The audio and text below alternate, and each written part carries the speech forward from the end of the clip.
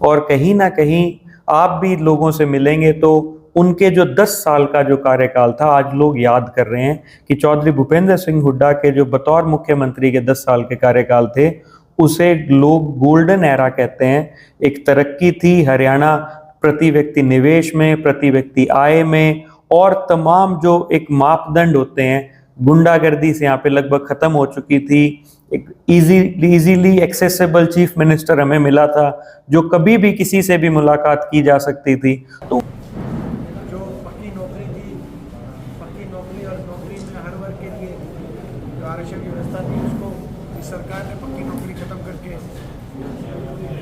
गरीब आदमी की सारी हमारे समय चल रही योजनाओं को बंद कर दिया गया। 100 गज के प्लॉट की योजना, इंदिरा आवास योजना की मकान हमारे समय आते थे, जो पीने के पानी की टंकी टूटी और नल की व्यवस्था हमारे समय की गई थी, पानी का कनेक्शन, पानी के बिल पकड़ा दिए गरीब आदमी। किसान के लिए ये इतना अत्याचारी शासन क्यों साबित?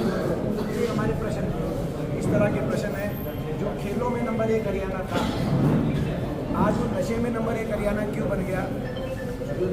पंजाब से भी आगे हरियाणा नशे में क्यों पहुंचा?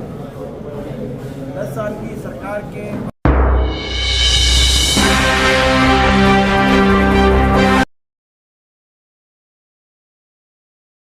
शहर फतेहाबाद की स्टेट बैंक रोड पर स्थित इलेक्ट्रॉनिक्स, फर्नीचर व हॉलमार्क ज्वेलरी का फतेहाबाद जिले का सबसे बड़ा शोरूम विशाल टीवी के। नमस्कार साथियों, 14 अगस्त 2024 का दिन है।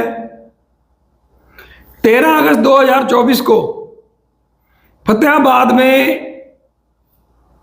शहर के लोगों ने, आसपास के गांवों के लोगों ने, बल्कि यूं कहें कि हरियाणा भर के लोगों ने फतेहाबाद में एक राजनीतिक हलचल देखी। बहुत बड़ी राजनीतिक हलचल थी। हरियाणा प्रदेश कांग्रेस अध्यक्ष उदयमान जी, पूर्व मुख्यमंत्री भूपेंद्र सिंह हुड्डा जी ने चंडीगढ़ में एक कार्यक्रम का आयोजन करके एक परिपत्र जारी किया था, हरियाणा मांगे हिसाब भाजपा सरकार से।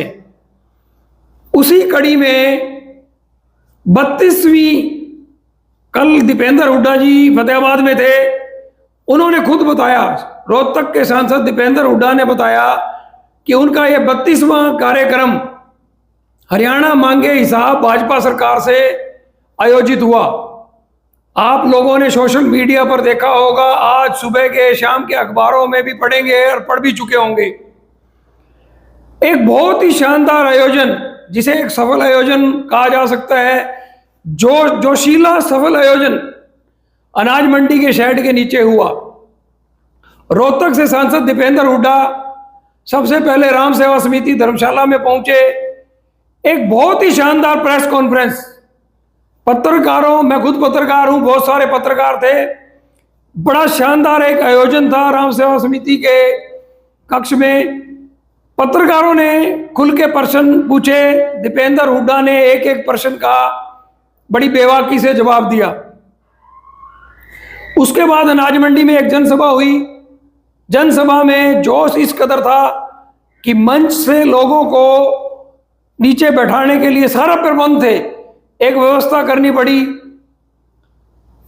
अनाज मंडी के शेड के नीचे मंच संचालन की विशेष भूमिका में थे आनंदवीर गिल्लाखेड़ा, पूर्व मुख्य संसदीय सचिव चौधरी प्रहलाद सिंह गिल्लाखेड़ा के सपुत्र हैं और राजनीति में व्यापक सक्रिय हैं। आनंदवीर गिल्लाखेड़ा को आप मेरे सामने देख रहे होंगे, मेरे सामने बैठे हैं। कल एक रोड शो भी हुआ, जिसे आप पद यात्रा कहें, शक्ति प्रदर्शन कहें। कांग्रेस ने कल दीपेंद्र हुड्डा के नेतृत्व में पहले तो राम सेवा समिति में हरियाणा की भाजपा सरकार से हिसाब मांगा, वहां प्रेस कॉन्फ्रेंस थी। फिर अनाज मंडी शेड के नीचे दीपेंद्र हुड्डा ने लगभग 40 मिनट तक लोगों को संबोधित करते हुए हरियाणा की भाजपा सरकार से हिसाब मांगा और फिर बड़ी संख्या में शहर के बीचों बीच से एक पद यात्रा करके भी हरियाणा की भाजपा सरकार से हिसाब मांगा। आनंदवीर गिल्लाखेड़ा को आप सुनने के लिए बेताब होंगे। मैंने बातचीत को लंबा इसलिए किया है कि आप ज़्यादा से ज़्यादा लोग जुड़ जाएं। साथियों, गांव सरोवरपुर में एक पद यात्रा में हरियाणा जनता टाइम्स की टीम राजेंद्र शर्मा, रोहित चौहान गए थे। 12,000 लोगों ने उस वीडियो को देखा। हमें 8 से 10,000 व्यूज की उम्मीद थी, आपने देखा 12,000। इस युवा साथी को, जिसका राजनीतिक भविष्य बहुत लंबा है, फतेहाबाद हल्के के चप्पे चप्पे को जानता है, आज हम इसको बहुत सारी कल के कार्यक्रम के बारे में तो बात करेंगे ही करेंगे, भविष्य की योजनाओं के बारे में भी पूछेंगे। कुछ टेढ़े क्वेश्चन भी मैं पूछने जा रहा हूं। आनंदवीर जी, पहले तो आप कल के आयोजन के बारे में बताइए थोड़ा सा। सबसे पहले बहुत बहुत धन्यवाद सुनील जी, आपने अवसर दिया, आपके चैनल के माध्यम से आप यहाँ पर आए और इंटरव्यू कर रहे हैं। और कल का जो कार्यक्रम जिसको लेकर हमारे हरियाणा प्रदेश कांग्रेस कमेटी के द्वारा चौधरी भूपेंद्र सिंह हुड्डा और हमारे HPCC के अध्यक्ष चौधरी उदय भान जी ने एक कार्यक्रम जारी किया, हरियाणा मांगे हिसाब, जिसके तहत 90 के 90 हलकों में हमारे कर्मठ युवा और मैं कहूँगा कि एक तरीके से हर वर्ग को छूने वाले, हर किस्म के 36 की 36 बिरादरी को मन मोहकर उनकी दिलों पर राज करने वाले हमारे सांसद दीपेंद्र सिंह हुड्डा जी की जिम्मेदारी लगाई गई कि 90 के 90 हलकों पर आप जाएं और जाकर जो भाजपा ने 10 साल का कुशासन हरियाणा को दिया है वो लोगों तक वो बात पहुंचाएं, कांग्रेस के कार्यकर्ताओं तक बात पहुंचाएं और पत्रकार बंधुओं से भी रूबरू हों हर जिले में, हर हलके में जाके, और एक संवाद स्थापित करें और एक आवाज जो है कि बतौर विपक्ष उनको एक्सपोज करें कि किस तरीके से 10 साल में भाजपा ने हरियाणा के लोगों को किए गए वायदों को पूरा ना करके किस तरीके से धोखा देने का काम किया। और चाहे तो हमारे पहले 9.5 साल लगभग मुख्यमंत्री मनोहर लाल खट्टर जी रहे, चाहे अब नायब सिंह सैनी साहब की, तो 10 साल की भाजपा सरकार के तमाम मुख्यमंत्रियों के द्वारा कुछ किए गए नाकामी और कुछ ना कर पाना जो है, कुछ तो काम ऐसे करे जिससे नुकसान हो रहा है और कुछ काम जो करने चाहिए थे वो नहीं कर पाए तो उनका नुकसान लोगों तक लेके जाए। विषय और मकसद केवल यही था कि एक आम जनमानस के बीच में वो सवाल पहुंचाए जाएं, ताकि जब कोई सरकार का नुमाइंदा इन 2 महीनों के टाइम में जब उनके बीच में जाएगा, चाहे कोई विधायक है, मंत्री है, कोई पार्टी का कोई कार्यकर्ता है, तो उनसे वो लोग पूछें कि भी बताइए हमारे हरियाणा की ये दुर्दशा क्यों, भाजपा के शासन में क्यों आज हरियाणा जो है पूरे के पूरे देश में सर्वाधिक बेरोजगारी जो है वो हरियाणा में क्यों आज हमारे रेप्स की घटनाएं, महिलाओं के खिलाफ अपराध की घटनाएं, किडनैपिंग की घटनाएं, अगर इन तीनों को एग्रीगेट करेंगे तो पूरे देश में आज हरियाणा नंबर 1 पर है। क्यों आज हमारे यहाँ के जो बुजुर्गों को वायदे किए गए थे, ये कुछ काम है जहाँ पे वो फेल हुए, और कुछ जो इन्होंने वायदे किए थे, हमारे बुजुर्गों को वायदा किया गया था 5100 रुपये पेंशन का, वो कहाँ चली गई, उसको 250 रुपये करके बढ़ाया गया, लेकिन 250 करके अब बामुश्किल 3000 रुपये पे पहुंची, और फिर उसके बाद में फैमिली आईडी और एक तरीके की फॉर्मेलिटीज और पोर्टल्स लाकर आज बुजुर्गों को दर दर की ठोकरें खानी पड़ रही है कि अचानक उनके परिवार की आमदन बढ़ जाती है, 2-2, 3-3 महीनों के बच्चों की आमदन साल की 2-2 लाख दिखाई जाती है और उनकी पेंशन काटी जाती है। तो इस तरीके से ऐसी बड़ी युवाओं को भरोसा दिलाया गया था कि 75% युवाओं को जो है रोजगार जो है एक रिजर्वेशन हरियाणा के युवाओं को दिया जाएगा प्राइवेट और गवर्नमेंट सेक्टर में, वो आज सबसे बुरा हाल है। किस तरीके से आज मैं महिला उत्पीड़न की मैं आपसे बात कर चुका हूँ, किसानों को वायदा किया गया था कि कैसे किसानों को आप MSP देंगे, स्वामीनाथन रिपोर्ट लागू करी जाएगी, लेकिन 10 साल के कुशासन में वो रिपोर्ट लागू करना दूर की बात, किसानों के लिए कीलें बिछाई गई, किसानों के ऊपर बराबकता करी गई, उन पे अत्याचार किए गए, और एक 13 महीने के संघर्ष पे हरियाणा दिल्ली के बॉर्डर पे सैकड़ों किसानों ने जानें गंवाई, और उनकी एक सहानुभूति होने की बजाय गवर्नमेंट सरकार में बैठे मंत्री, पार्टी के नेता उन्हें कभी आतंकवादी, कभी उग्रवादी, कभी खालिस्तानी कह के उनको पुकारते रहे। तो हर चीज का जो सवाल जो पिछले 10 सालों में, कर्मचारियों की बात करें, किसी भी बात करें, तो लोगों के बीच में हम गए, हमने सबको कहा कि भी बड़े अत्याचार करे। केवल एक ही बात जो मैं कहूंगा, भाजपा ने जो सबका हिसाब बराबर किया वो किया लठ मारने में। भी कोई भी व्यक्ति, कोई भी वर्ग, कोई भी समाज का वर्ग अगर किसी भी शिकायत को लेकर इकट्ठा होकर भाजपा के द्वार पर गया, भाजपा के मुख्यमंत्री के द्वार के लिए पे जाने के लिए, चाहे पंचकुला पहुंचा, चाहे चंडीगढ़ पहुंचा, सबको लठ जो है, लठ तंत्र से उनको उनका स्वागत किया गया, उन सबको वहां से खदेड़ा गया। आज बौखलाहट से, चुनाव के परिणामों से परेशान होकर लोकसभा चुनाव में मिली करारी शिकस्त के बाद में हमारे मुख्यमंत्री जो हैं वो तरह तरह के प्रलोभन देने की कोशिश कर रहे हैं इन सभी वर्गों को जिनको उन्होंने पिछले 9.5-10 साल से पीड़ित किया है। और इसीलिए बतौर विपक्ष के नेता होने के नाते, विपक्षी पार्टी होने के नाते, हम सब का यह दायित्व बनता है कि इनको एक्सपोज किया जाए कि किस तरीके से चुनाव के 2-4 महीने रहने के ऊपर ये किस तरीके से लॉलीपॉप देते हैं, जुमले करते हैं और लोगों के वोटों का अपनी ओर ध्यान आकर्षित करते हैं, बल्कि सेवा जब करने का टाइम होता है तब कुछ नहीं। अनंत जी, बीच में रोकूंगा, आपसे लंबी बातचीत करनी है, 30 मिनट तो पक्का करेंगे और हजारों लोग इस वीडियो को देखेंगे। शीश महल रिसोर्ट में एक आयोजन हुआ था, पूर्व मुख्यमंत्री भूपेंद्र सिंह हुड्डा भी आए थे, उदयभान जी भी आए थे। क्या तारीख थी वो 12 तारीख थी जी, 12 जुलाई। हाँ जी। और कल क्या तारीख थी? 13 अगस्त। एक महीने में शीश महल रिसोर्ट में भी पैर रखने की जगह नहीं थी, और कल जो आपने व्यवस्था की थी वो भी ठसाठस भरी थी। इन लोगों को पकड़ के कैसे लाते हैं? लोगों को जोश आता है या पकड़ पकड़ के लाते हो? नहीं, पकड़ पकड़ के नहीं लाया जाता। जैसे मैं आपको बताऊं, 12 तारीख के कार्यक्रम का आपने जिक्र किया, बहुत ही बेहतरीन साथ वो एक कार्यकर्ता सम्मेलन था जिसमें चौधरी भूपेंद्र सिंह हुड्डा और चौधरी उदयभान जी खुद चलकर लोगों का अभिनंदन, उनका धन्यवाद करने आए थे कि लोकसभा में आप लोगों ने सिरसा में बड़ी बेहतरीन जीत दिलाई। तो एक जिले के कार्यकर्ताओं को बुलाया गया था और इस कार्यक्रम में, जैसे आप बात कहेंगे, हल्के स्तर का कार्यक्रम था और इसमें भी लोग आए। और उससे पहले 7 तारीख को भी हमने आपको निमंत्रण दिया था। 7 जुलाई को जो हमने हमारे दफ्तर की ओपनिंग करी थी भट्टू में, उसमें भी हजारों साथी निकल कर आए। तो पकड़ने की बात नहीं है, ये जो जुड़ाव आप देख रहे हैं, ये जुड़ाव कोई घंटों का नहीं है, ये कुछ सालों का नहीं है, ये कई दशकों का जुड़ाव है।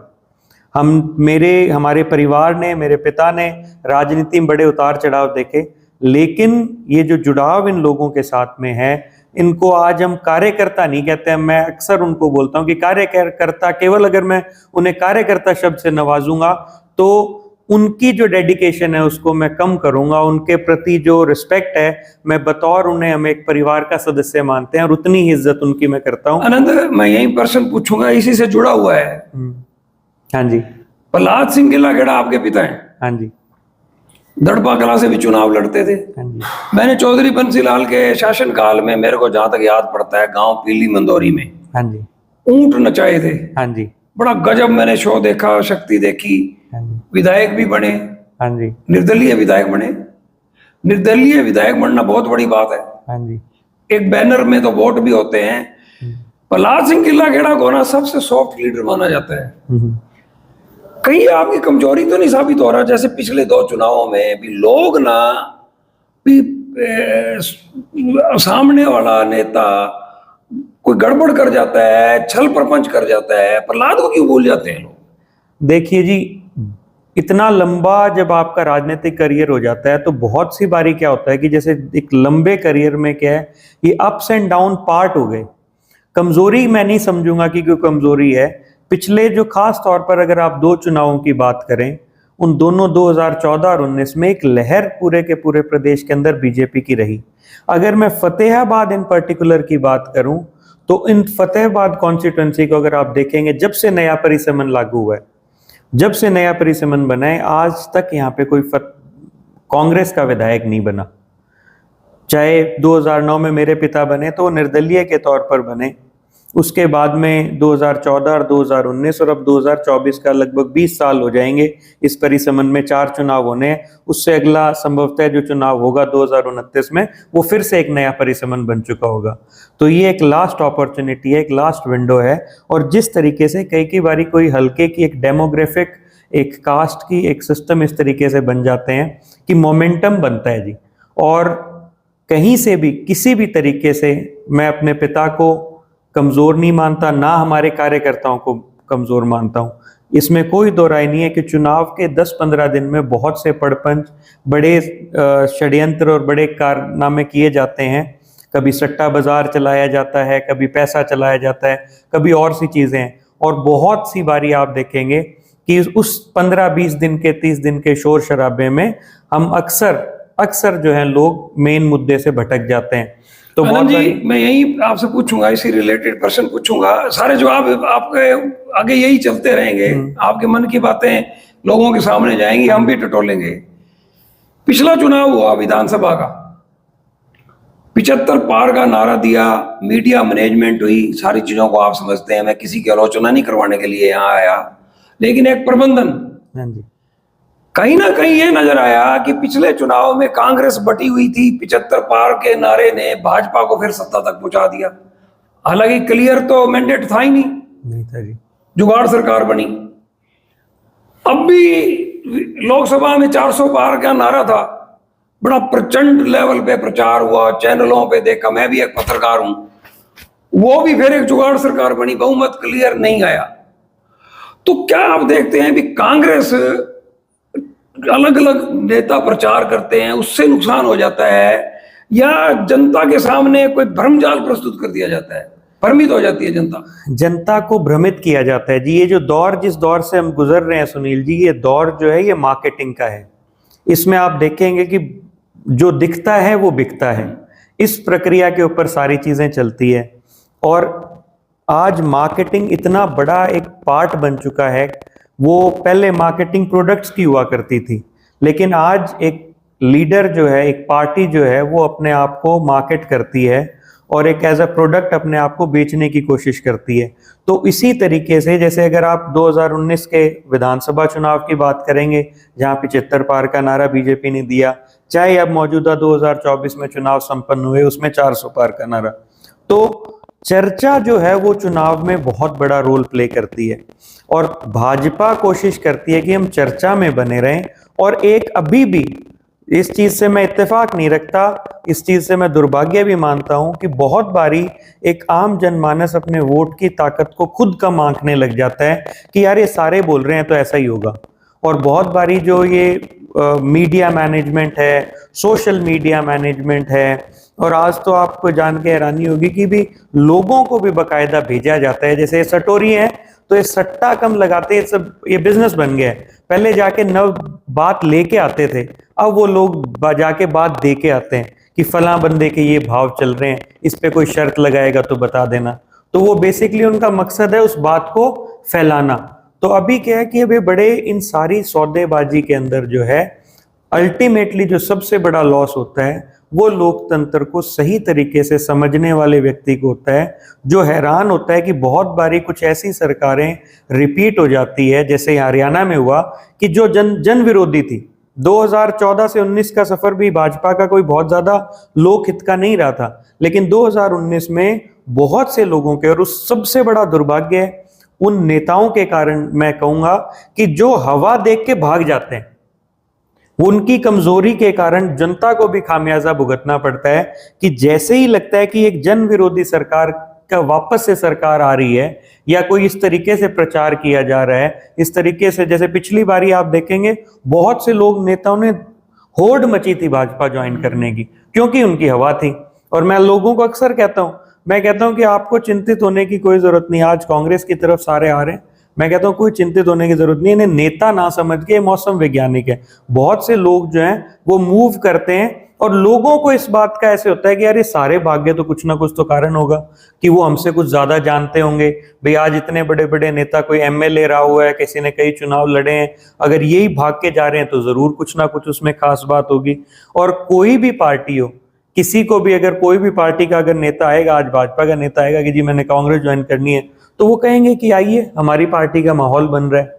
तो कहीं ना कहीं आइडियोलॉजिकल एक मैं कहूंगा कि पतन मान लीजिए ये हर स्तर पर ही हुआ है। आनंद जी, जैसे आपने बताया भी इस तरह का एक प्रोपेगेंडा था, प्रचार था, लोगों में बिना देखे ही भागम भाग मची हुई थी। कल दीपेंद्र हुड्डा जी ने प्रेस कॉन्फ्रेंस में यह बताया कि 90 विधानसभा सीट है, 2500 आवेदन आए हैं। हाँ जी, कितने माने 26-27 एक हल्के हाँ के जी, एवरेज, बिल्कुल बिल्कुल जी, लगभग 30 हो गए। एक को मिलेगी। हाँ जी, तो बाकी 25 को कांग्रेस कैसे काबू रखेगी? दीपेंद्र हुड्डा, भूपेंद्र हुड्डा, उदयभान चौधरी जी, शैलजा जी, ये सारे लीडर हैं। ये बाकी 24 जो लोग रह जाएंगे वो टिके रहेंगे कांग्रेस में? उनको कांग्रेस काबू नहीं रखेगी जी। कांग्रेस का दायित्व नहीं बनता उनको काबू करना, उन्हें काबू जनता रखेगी। हम लोगों के बीच में गए, इस हरियाणा मांगे हिसाब यात्रा के पैरेलल हमने फतेहाबाद में इसी तर्ज पर फतेहाबाद जन संवाद यात्रा शुरू की है, जिसमें हम गांव-गांव जाके सेम इसी तरीके से हम एक जनसभा भी करते हैं और लोगों के साथ एक पूरे गांव में एक हम पद यात्रा भी निकाल रहे हैं। गांव की मेन गलियों से गुजर रहे हैं, जहां पर भी लोग हमें बुला रहे हैं, नहीं तो खुद हम गुजरते हुए जा रहे हैं। तो उस वैसा ही कार्यक्रम हम भी कर रहे हैं। तो हम लोगों से सीधे मुखातिब हुए, लोगों से मिले, लोगों का मन बन चुका है कि वो कांग्रेस को वोट देंगे। मैंने आपको जैसे कहा कि ये 26-26, 30-30 उम्मीदवार नहीं है, इनमें आप मान के चलिए कि ज़्यादातर जो है वो सारे मौसम वैज्ञानिक हैं। बहुत से लोगों की एस्पिरेशंस हैं कि इस बारी बड़ा इजी लग रहा है भी, अगर कांग्रेस की टिकट मिलेगी या विधायक तय हो, तो बहुत से लोग इसलिए अपने आप को पुश कर रहे हैं। वहीं अगर व्हेन गोइंग गेट्स टफ तो फिर वो छोड़ देंगे। मेरा ये मानना है कि लोगों को इत्तेफाक उन लोगों से रखना चाहिए और पार्टियों को भी उनसे रखना चाहिए कि भाई जब बुरा दौर जब आता है, जो लोग उस समय आपके साथ हैं, क्योंकि कई बारी आपके विपक्ष हवा चल रही होती है तो स्वाभाविक है कि आप उसमें कामयाब नहीं हो पाते, पर आप अपनी जगह डटे रहे, वो भी बहुत बड़ी बात है। तो वो जो चीज़ें हैं कि ये जो मौजूदा जो हालात है, लोगों का मन कांग्रेस को वोट देने का बन चुका है। हम इस बात को लेकर बिल्कुल आश्वस्त हैं कि जब कांग्रेस पार्टी टिकट बांटेगी हरियाणा के अंदर, तो क्लियर मेजॉरिटी, थंपिंग मेजॉरिटी, और आज तक कभी भी इतनी सीटें कांग्रेस पार्टी को एक विधानसभा चुनाव में नहीं आई। रिकॉर्ड जो है वो सीटें कांग्रेस की आएगी, क्योंकि ये सबका, और ये आजकल आप राजनीति का मैं जो बोल रहा हूँ वो मत मानिए, आप इतिहास उठा के देख लीजिए कि बीते कुछ दशकों में पहले वो दौर चला गया जब लोग एक पार्टी से कई सालों तक, मतलब कि बगैर कोई वजह के, बगैर कोई सेल्फ इंटरेस्ट के जुड़े रहते थे। अब कोई आइडियोलॉजिकल बात नहीं रही है, धनबल का बड़ा जमकर इस्तेमाल किया जाता है। बिजनेसमैन जो हैं, बड़े बड़े ठेकेदार जो हैं, वो सारे राजनीतिज्ञ बन गए हैं और उनका सरकारों में बना रहना बड़ी मजबूरी हो चुकी है। तो इसलिए वो हवा नापते हैं, वो गेज करते हैं कि किसकी हवा चल रही है और उसी तरफ जो है वो अपना रुख कर लेते हैं। आनंद जी, मैं जो अब आपसे प्रश्न पूछने जा रहा हूँ, टेढ़े से प्रश्न है 2-3। हाँ जी, टेढ़े भी मान सकते हैं आप, सीधे भी मान सकते हाँ हैं, जी। लेकिन क्योंकि आप जम चुके हैं, मैं आपका अंकल हाँ हूँ, जी। राजनीति में आप जम चुके हैं, लेकिन मैं एक पत्रकार के तौर पे आया हुआ हूँ। हाँ जी, हाँ जी, एक ना एक ऐसा रिश्ता है, जैसे कहते हैं ना भाई, ये मेरा मौसेरा भाई, ये मेरा बेटा, ये मेरा भाई, रिश्ते तो होते ही है ना। हाँ जी, पति पत्नी कहलाते हैं। आप पहले तो मेरा जवाब दो। अभी एक ऐसा रिश्ता होता है जिसमें एक व्यक्ति ये चाहता है कि मेरे से 21 साबित हो, वो रिश्ता कौन सा होता है? वो तो जी बाप बेटे का भी हो सकता है, गुरु चेले का भी हो सकता है।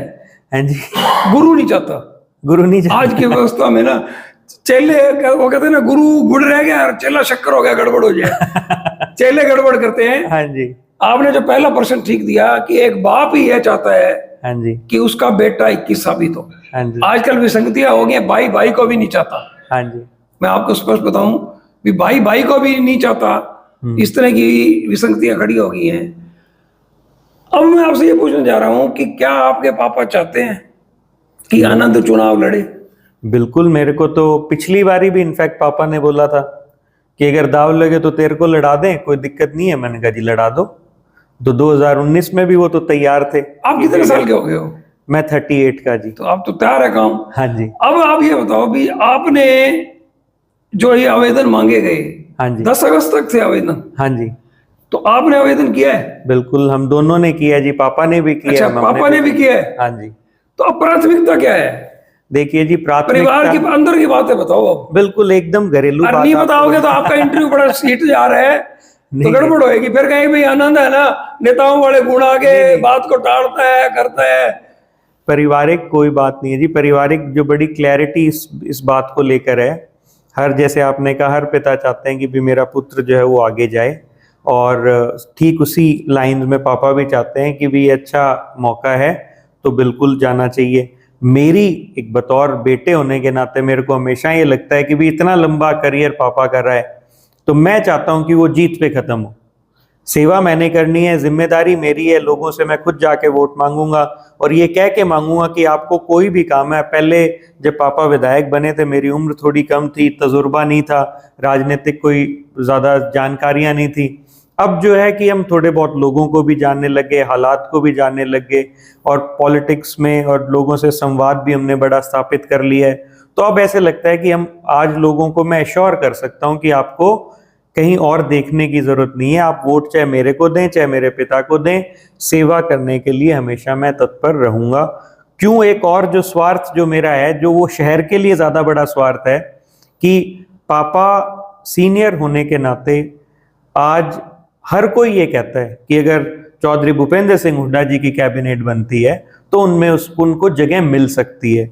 एक सीनियर नेता हैं, वेटरन हैं, और कहीं ना कहीं इस इलाके में इतने सालों से लगातार कोई भी जिला स्तरीय कोई भी कार्यक्रम रहा है तो उसमें वो आगे बढ़ के हिस्सा ले रहे हैं, और कोई 1-2 साल की नहीं, लगातार 10 साल से ले रहे हैं।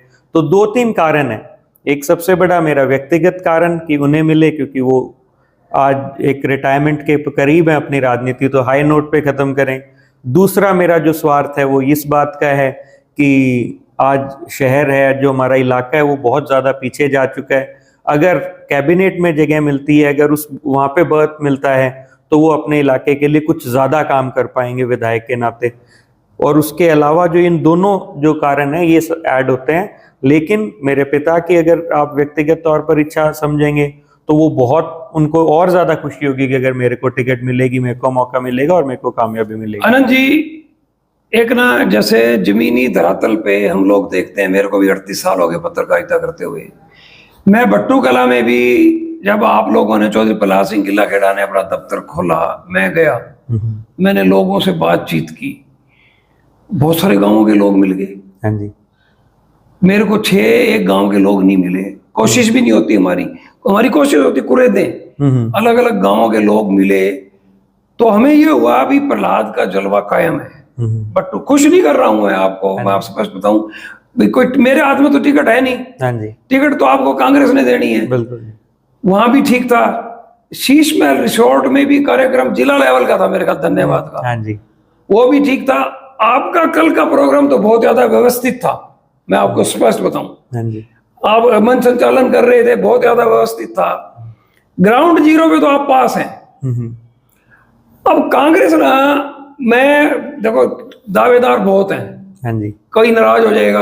हाँ जी। भी मैं नाम नहीं ले रहा हूं, 5-4 ले भी देता हूं को तो। बलवान सिंह दौलतपुरिया दावेदार हैं। हाँ जी।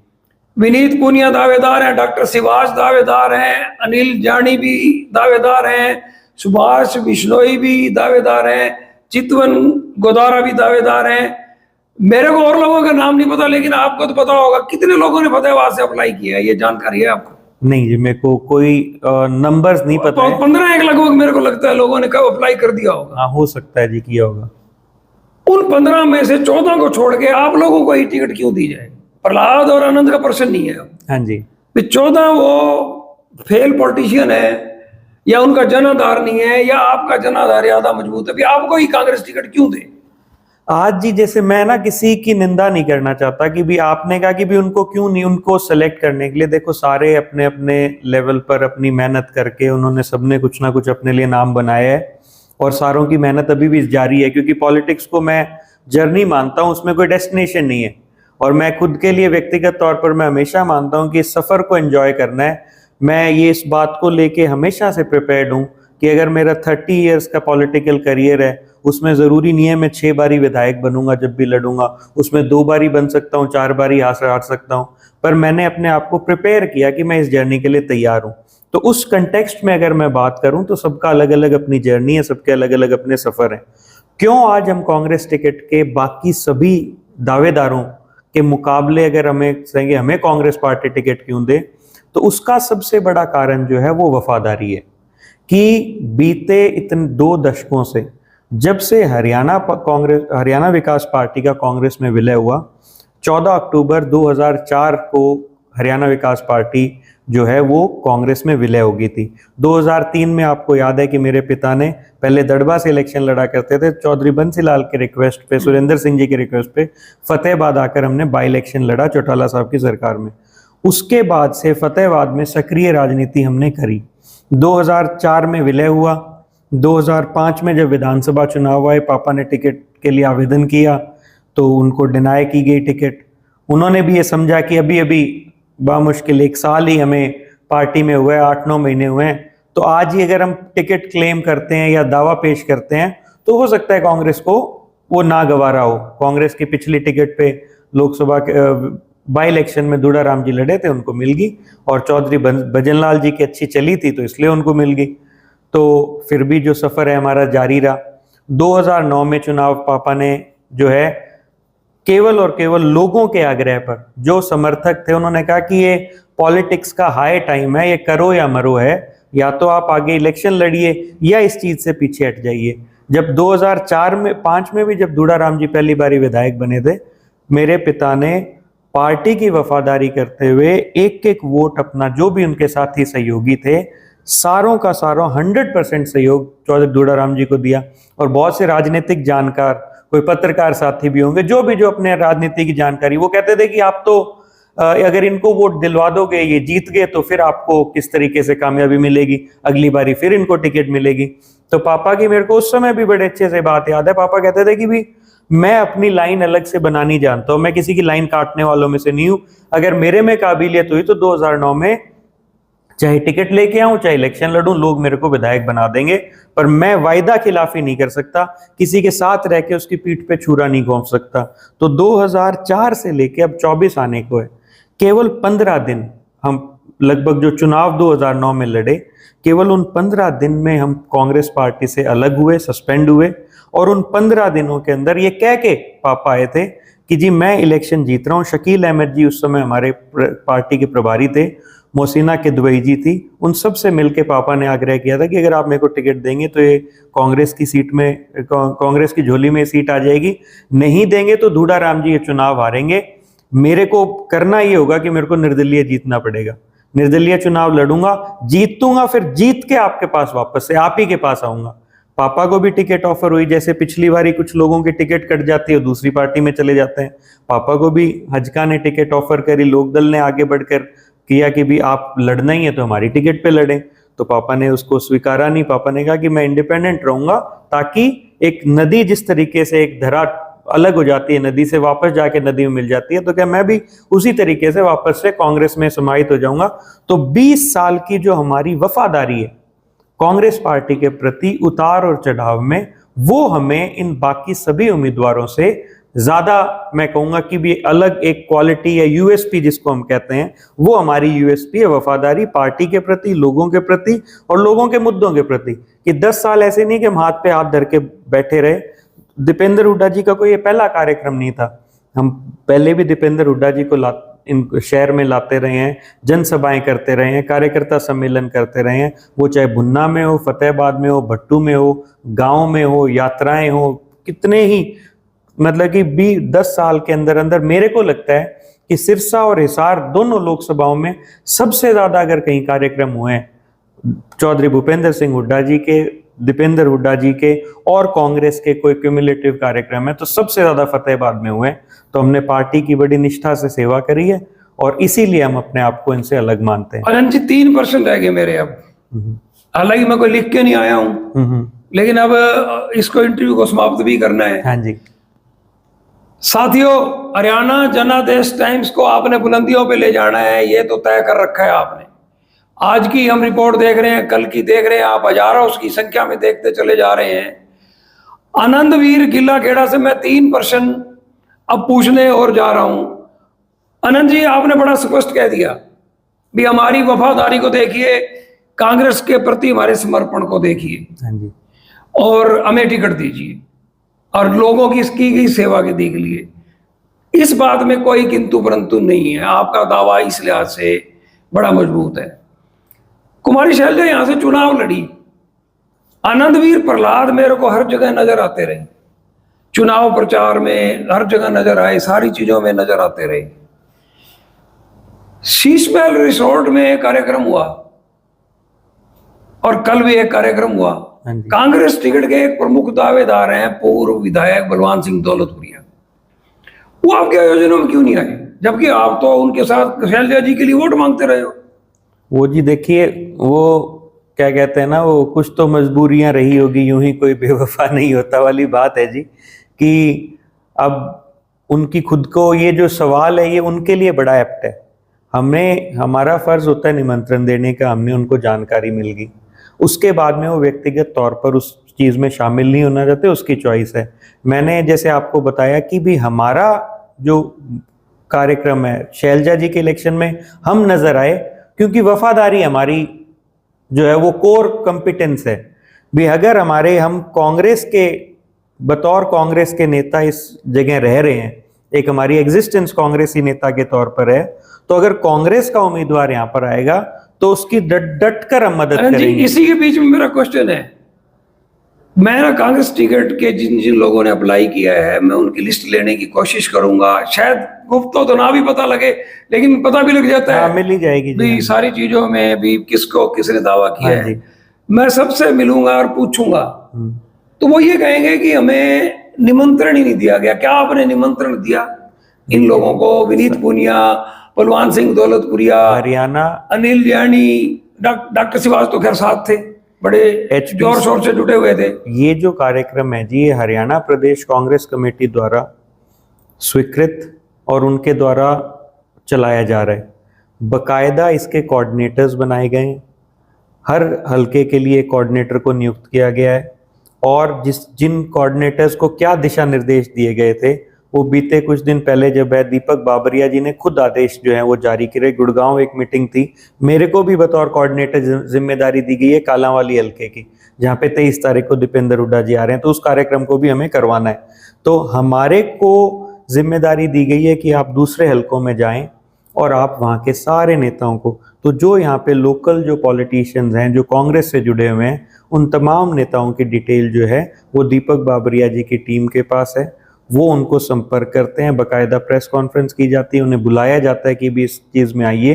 तो वो उसके बाद में वहाँ अगर उपलब्ध नहीं है, वहाँ अगर नहीं जा पा रहे, तो ये क्योंकि ये कोई प्रोग्राम अगर अकेले हमारा होता है या कोई और बात होती है, तो एक स्वीकृत पार्टी के शीर्ष नेतृत्व जो हमारा हरियाणा का है उनका स्वीकृत कार्यक्रम है, तो वो इशू करते हैं कि किस तारीख को आएंगे, कब आएंगे, कैसे आएंगे, किस तरीके से कार्यक्रम किया जाएगा। हर चीज़ आप देखेंगे, हर चीज़ को अगर आपने बैकड्रॉप देखा, वहाँ पे आपने हमारी फोटो नहीं देखी होगी, प्रेस कॉन्फ्रेंस जहाँ पे थी बैकड्रॉप थे, ये सारे के सारे पीछे से अप्रूव्ड सारी चीज़ें हैं, उनको हमने उसी तरीके से चलाया। नहीं तो बना तो हम रहे थे, हम हमारी लगवा देते, लेकिन हमने उसको कैप्चर करने की कोशिश नहीं की। मेरा प्रश्न तो एक बीच में पूछने वाला था, क्योंकि कोई तैयारी से मैं करता नहीं इंटरव्यू, और मेरा दावा है साथियों, मेरा दावा है फतेहाबाद जिले में इस तरह का कोई भी इंटरव्यू, हालांकि पत्रकार साथी सब बहुत बढ़िया हैं, और मैं मेरे से आधी उम्र के पत्रकारों को तो कहता हूं कि आप आया करो और एनर्जी ग्रहण किया करो। मैं सकारात्मक जर्नलिज्म में विश्वास रखता हूं। मैं प्रहलाद सिंह गिलाखेड़ा, आनंद की भी उतनी कवरेज करता हूं, बलवान की भी उतनी करता हूं। विनीत पुनिया संपर्क करेंगे, उनकी भी इतनी करूंगा। डॉक्टर शिवाज संपर्क करेंगे, उनकी भी मैं इतनी करूंगा। आनंद जी, प्रश्न ये है कि लगभग 9 साल से ज्यादा मनोहर लाल मुख्यमंत्री रहे, बीच का प्रश्न था ये। हाँ जी। अब नायब सिंह सैनी मुख्यमंत्री हैं, इन्होंने मनोहर लाल सरकार के डिसीजन पलटने शुरू कर दिए हैं धड़ाधड़। गलतियां हैं या जनता को लालच दिया जा रहा है? देखिए जी, कि पहले तो मनोहर लाल खट्टर जी को 9.5 साल का नेतृत्व देके जब बतौर मुख्यमंत्री उन्हें बदला गया, तो कहीं ना कहीं सबसे बड़ी गलती और सबसे पहली गलती भाजपा की उन्हें मुख्यमंत्री बनाना था, उन्होंने इसको स्वीकार किया। उसके बाद में जिनको मुख्यमंत्री बनाया, कहने को तो ये उनके चेले हैं, जैसे गुरु चेले की आपने बात कही कि सैनी साहब को सारे लोग कहते हैं कि खट्टर साहब के चेले हैं, तो चेले को जब बनाया गया, आज वही चेला जो है उनके डिसीजंस को ओवरटर्न करके इस बात पे मोहर लगा रहे हैं कि हमारी सरकार ने बीते 9.5 वर्ष जो भी योजनाएं, जो भी फैसले लिए वो गलत थे। और आज उनको बदल के पलट कर भी वो क्या कह रहे हैं, क्या अनाउंसमेंट्स कर रहे हैं, वो कर रहे हैं जो हमारे भावी मुख्यमंत्री मैं कहूंगा चौधरी भूपेंद्र सिंह हुड्डा जी और हरियाणा प्रदेश कांग्रेस कमेटी के अध्यक्ष चौधरी उदय भान जी, इन्होंने मिलकर एक संकल्प पत्र जारी किया जिसको हम घर घर तक इस यात्रा के माध्यम से पहुंचाने का काम कर रहे हैं। तो जो जो बातें उन्होंने अपने संकल्प पत्र में और जो भरोसा जो वो हरियाणा के लोगों को देना चाहते हैं कि जब कांग्रेस की सरकार हरियाणा में बनेगी तो इन चीजों पे, इन बिंदुओं पे वो काम करने जा रहे हैं। आज उन्हीं को भाजपा जो है उनको अनाउंसमेंट करने का काम कर रही है कि अगर हुड्डा साहब ने कहा कि 500 रुपए में सिलेंडर दिया जाएगा तो इन्होंने 500 रुपए की बात कर दी। हालांकि उसमें कोई उज्ज्वला योजना के रजिस्टर्ड की बात हो रही है, बड़े छोटे छोटे उसमें जैसे जो है कैच डाले जा रहे हैं, निगल्स डाले जा रहे हैं कि इन्हें लागू ना करना पड़े, बस बोल दें। इसी तरीके से किसानों को एमएसपी की बात करी, लेकिन कोई भी गैजेट नोटिफिकेशन नहीं निकाला गया, केवल भाषण किए जा रहे हैं। तो आज जो है जब जब ये फैसले बदलेंगे वो हमारी बात को प्रूव करता चला जाएगा कि हाँ, भाजपा पिछले 10 साल से कुछ ना कुछ गलत लोगों के साथ, लोगों के हित की बजाय लोगों के नुकसान की तरफ काम कर रही थी। आनंद जी, अंतिम प्रश्न है, समापन करेंगे। पिछली बार लोकसभा में जहां तक मेरे को याद पड़ता है कांग्रेस की 40 सीटें थी मेरे ख्याल। हाँ जी, पूरे इंडिया में। हाँ जी, 40 से कांग्रेस 99 पे पहुंच गई है। हाँ जी। हरियाणा विधानसभा में 30 थी। लोकसभा में क्या था आप बताइए, कितनी सीटों पे कांग्रेस जीती है लोकसभा में? विधानसभा वाइज 46 पे जीती, 46 पे जीती है, 46 पे जीती है, बहुमत तो प्राप्त कर लिया है। हाँ जी। मैं एक पत्रकार, आपको इस तरह से इंटरव्यू करके नहीं कहते होंगे, मैं आज इस अपने चैनल के माध्यम से कह रहा हूं कि 30 में तो रोड नहीं, कांग्रेस के 30 तो एमएलए है ना। हाँ जी, हाँ जी। 30 में रोड नहीं, 46 आपकी लोकसभा में आगे है ही है। आपका दावा क्या है कि कितनी सीटें कांग्रेस को मिलेंगी और भूपेंद्र सिंह हुड्डा ही मुख्यमंत्री बनेंगे? इस प्रश्न का जवाब देखिए जी कि कांग्रेस की सीटों का जहां तक की सवाल है कि आज तक कभी जितनी इतनी सीटें नहीं आई उतनी सीट कांग्रेस को आने जा रही है। 67 मैक्सिमम कांग्रेस को कभी भी विधानसभा चुनाव में हरियाणा में आई है। तो वो जो रिकॉर्ड है वो इस विधानसभा चुनाव में डेफिनेटली टूटने जा रहा है। जो एंटी इनकम्बेंसी है, जिस चीज को, जो मोदी की जो वेव थी अक्रॉस इंडिया में 2400 पार का जो नारा इन्होंने दिया गया, मोदी को जो नुकसान हुआ वो 2 बहुत बड़े कारण रहे। एक सबसे बड़ा कारण था कि कांग्रेस का जो टिकट सिलेक्शन था, 10 साल की मेहनत और उसके बाद में उसी की योग्यता को देखते हुए टिकट का वितरण किया। टिकट वितरण बेहतरीन होने से जो है हौसले पस्त हुए भाजपा के। जैसे उन्होंने उम्मीदवार उतारे थे उनके कट के लिए बहुत बेहतरीन उम्मीदवार कांग्रेस ने उतारे।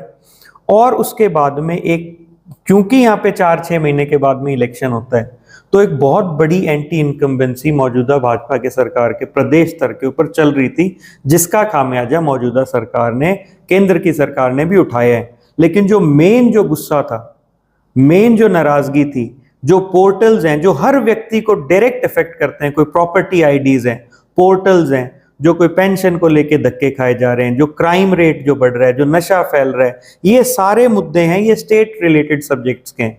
तो जब स्टेट रिलेटेड सब्जेक्ट्स के मुद्दों को हम इतने 2 महीनों से जो लगातार हमें हरियाणा मांगे हिसाब यात्रा है या चाहे हमारे जो ये संकल्प पत्र को हम बांट रहे हैं, तो ये स्टेट रिलेटेड इश्यूज को हम कांग्रेस पार्टी उन पे काम कर रही है। हरियाणा प्रदेश कांग्रेस कमेटी के नेतृत्व में, हमारे चौधरी भूपेंद्र सिंह हुड्डा जी के नेतृत्व में उन पे काम कर रहे हैं, उन बिंदुओं पे लेके आ रहे हैं कि ये स्टेट के मुद्दों पे बात हो। तो आज आप देखेंगे, इससे मैं एश्योर्ड हूं कि जब केंद्र का मुद्दा था तब हम 46 सीटें जीती हैं।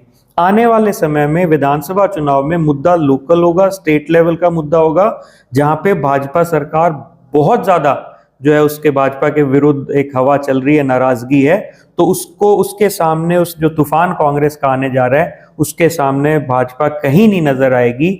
और अगर मैं 70-75, उन्होंने तो नारा दिया था यहाँ पे, हो सकता है आपको पार होती नजर आए, इतनी सीट कांग्रेस पार्टी को मिलेंगी।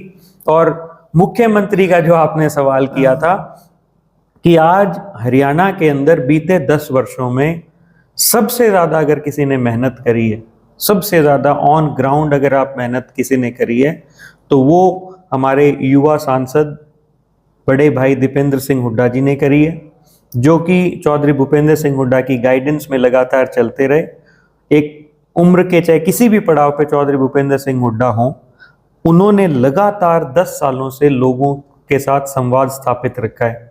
कभी भी, अब तो अगर आप जाएंगे तो हो सकता है वहां पे पांव रखने की जगह ना मिले चौधरी भूपेंद्र सिंह हुड्डा की कोठी में, क्योंकि हवा इस तरीके से चल रही है। लेकिन अगर बीते 10 वर्षों में हम तो लगातार जाते रहे, बुरे से बुरे समय में भी जाते रहे, उनके घर के दरवाजे सदा लोगों के लिए खुले रहे।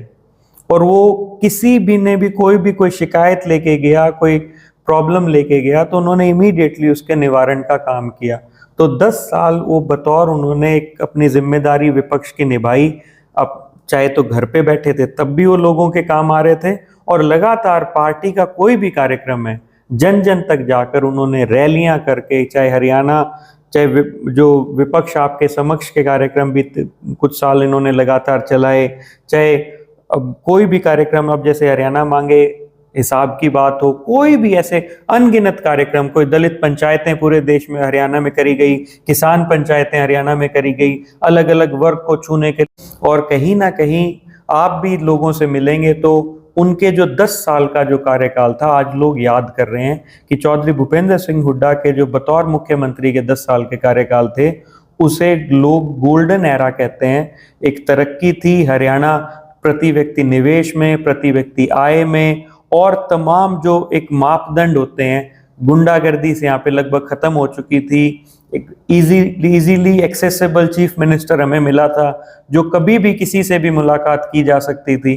तो उन सारी चीज़ों को याद करते हुए, कोई इंस्पेक्टर राज नहीं था, कोई जोर जबरदस्ती, कोई प्रोग्राम धक्के से नहीं कराए जाते थे, पैसों की भरी हुई लदी हुई मालाओं से टेबल नहीं टूटा करते थे। तो ऐसे सारी चीज़ों को याद करते हुए आज चौधरी भूपेंद्र सिंह हुड्डा की तरफ देख रही है, उनकी मेहनत को देखते हुए मेरे को ये लगता है कि भी आज मौजूदा जो शीर्ष नेतृत्व है ऑल इंडिया कांग्रेस कमेटी का, वो भी चौधरी भूपेंद्र सिंह हुड्डा जी को एक तरीके से फ्री हैंड दे रहा है। जो आपने लोकसभा में आपने फैसले देखे पार्टी के, वैसे के वैसे विधानसभा में देखने जाएंगे। हरियाणा प्रदेश कांग्रेस कमेटी से, जैसे आपने कहा कि बहुत से जो ये हरियाणा मांगे हिसाब से नदारद जो नेता चल रहे हैं, जो इन कार्यक्रमों में नहीं आ रहे, अभी सुनने में आ रहा है कि राहुल गांधी जी और खड़गे जी दोनों जो हमारे पार्टी के चीफ ऑफ चीफ हैं, वो भी इस कार्यक्रम का हिस्सा बनकर एक जनसभा, एक रैली हरियाणा में करने जा रहे हैं। तो बाकी सारे नेता भी उसमें नजर आएंगे। तो सबको जो मेरे को लगता है लाइन में लगाने का काम अब जारी है, और चौधरी भूपेंद्र सिंह हुड्डा को बहुत जल्द नवंबर 2024 में आप तीसरी बारी हरियाणा का मुख्यमंत्री बनता देखेंगे। साथियों, इतना शानदार, इतना इंटरव्यू एक 39 साल के युवा द्वारा, मैं जानता तो बहुत हूं, मेरे पैर छूता है, अपन सब कुछ पूछ लिया है, आपने देख लिया है, पूछने में कसर छोड़ी नहीं। कुछ और फोन करके 98 123 46 610 पे कर देना, फिर पूछ लेंगे। किसी गांव में चुनाव प्रचार करता मिल जाएगा, वहां जा पहुंचेंगे भाई। और एनर्जी में तो आनंद किला खेड़ा में कोई कमी है ही नहीं। 62 साल का एक पत्रकार 39 साल के युवा से इंटरव्यू कर रहा है। ऐसा इंटरव्यू आपने नहीं देखा होगा। इस वीडियो को वायरल कर दो। इस युवा की बात दूर दूर तक जानी चाहिए। टिकट मिले आनंद को, टिकट मिले प्रहलाद को। बेटे ने तो यह सोच जाहिर कर दी है कि मेरे पापा की राजनीतिक रिटायरमेंट कहो या कुछ भी कहो, एक एमएलए और एक मंत्री के तौर पर हो तो मेरे लिए गर्व का विषय रहेगा। मेरे लिए अभी भी टाइम बाकी है। अगर पार्टी ये कह देती है भी युवा को लड़ना है तो मैं भी तैयार हूं, तो मैं भी प्रहलाद सिंह जी से तो कभी इंटरव्यू करेंगे 2 4 10 दिन बाद। प्रहलाद सिंह जी मेरे से व्यक्ति बातचीत में कह रहे थे कहता बेटा बाप से 21 साबित हो, इससे बड़ी खुशी बाप को कोई और हो ही नहीं सकती। अब आप निष्कर्ष खुद निकालते रहिए, समीक्षाएं करते रहिए, फतेहाबाद में क्या होने वाला है क्या नहीं होने वाला। आनंद जी एक प्रॉमिस चाहिए लास्ट में। हाँ जी। मैं ना कांग्रेस के सभी टिकट दावेदारों को एक मंच पे इकट्ठा करने की कोशिश करूंगा। अगर 10 में से 7 आगे 6 आगे तो आपको बुलाएंगे, क्या आप उस मंच पे आएंगे? हाँ जी, कोई दिक्कत नहीं है, कोई 6-7 पे। और हम परहेज हम नहीं कोशिश करेंगे कि कोई 5-6-7 जो हम सोशल मीडिया पे एक्टिव हैं, हम वो लोग आपसे बातचीत करें, कोई 50-100 लोग भी आपसे क्वेश्चन करें। इस तरह के एक मंच पर आप निमंत्रण स्वीकार करते हैं? बिल्कुल बिल्कुल स्वीकार करते हैं। साथियों इस तरह की एक तैयारी कर रहे हैं, कुछ साथियों से भी संपर्क है, हमारी तरह चैनल चलाते हैं, और एक बहुत शानदार शो अभी आप तक आपने राष्ट्रीय चैनलों पे, हरियाणा लेवल के चैनलों पर देखा होगा। ये प्लेटफॉर्म भी अब छोटा नहीं है। इस वीडियो को लोग अमेरिका में देख रहे हैं, ऑस्ट्रेलिया में देख रहे हैं, कनाडा में देख रहे हैं, न्यूजीलैंड में भी देखते हैं। लगभग एक दर्जन विदेशी देशों में मेरे खुद के रिलेटिव हैं, दोस्त हैं, वो सोशल मीडिया के जरिए हरियाणा जनादेश टाइम्स से जुड़े हुए हैं। अब आपसे एक अनुरोध है, अगर आपको यह वार्तालाप अच्छा लगा और यह युवा अच्छा लग रहा है, एमएलए बढ़ाना या ना बढ़ाना बात की बात है, इस वीडियो को वायरल कर दो एक बार, ताकि ज्यादा से ज्यादा लोग ये तय कर सकें कि हमने साथ आनंद का देना है या किसी और का देना है। आप लोग लगभग, शर्मा जी 1 घंटा होने वाला है, 60 मिनट से आप ये वार्तालाप देख रहे हैं। इस वीडियो को दूर दूर तक फैलाइए, इस युवा की आवाज को भी पहुंचाइए, और आप भी चिंतन मंथन कीजिए। और कांग्रेस टिकट के लिए बड़ी लंबी लाइन है, लक्की ड्रा से टिकट नहीं निकलेगी। जिसने मुख्यमंत्री बनना है वो जीतने वाले उम्मीदवार को टिकट देगा। किसके भाग्य में यह लिखा है वो निकट भविष्य में पता लगेगा। जीतने वाले और टिकने वाले को भी ये भी देखा जाएगा जी, बिल्कुल है। भाग्य तो मुख्यमंत्री कहां से बनेगा? आनंद ने बिल्कुल कहा है भी जीतने वाला और टिकने वाला। साथियों आज इतना ही। हरियाणा जनादेश टाइम्स के साथ बने रहिए, इसे फॉलो कीजिए, शेयर कीजिए। आनंद जी बहुत बहुत धन्यवाद। Thank you.